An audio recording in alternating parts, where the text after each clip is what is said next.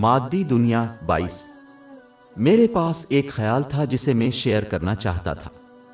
یہ سمجھنا ضروری ہے کہ اللہ تعالیٰ نے ہر شخص کو صرف ایک دل دیا ہے، اس لیے اس کے اندر دو متضاد چیزیں بیک وقت نہیں رہ سکتیں، جس طرح آگ اور برف ایک برتن میں اکٹھے نہیں ہو سکتے۔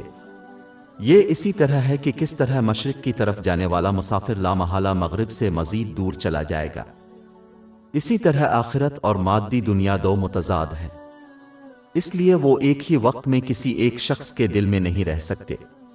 مادی دنیا سے جتنی زیادہ محبت اور عملی طور پر کوشش کرے گا، وہ آخرت کے لیے اتنی ہی کم محبت اور عملی طور پر کوشش کرے گا۔ یہ ایک ناگزیر حقیقت ہے۔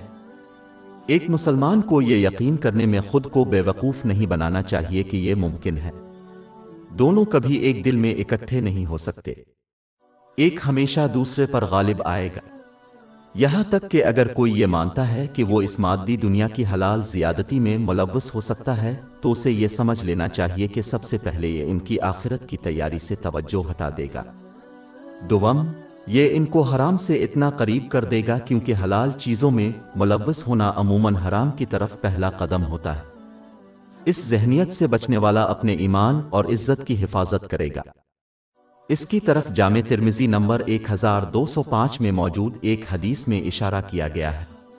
باب 87 الآلہ آیات 16-17۔ لیکن تم دنیا کی زندگی کو ترجیح دیتے ہو، جبکہ آخرت بہتر اور پائیدار ہے۔ ہماری ویب سائٹ www.sheikhpod.com پر 400 سے زیادہ مفت e books, audio books, infographics, podcast اور بلاگ دستیاب ہے۔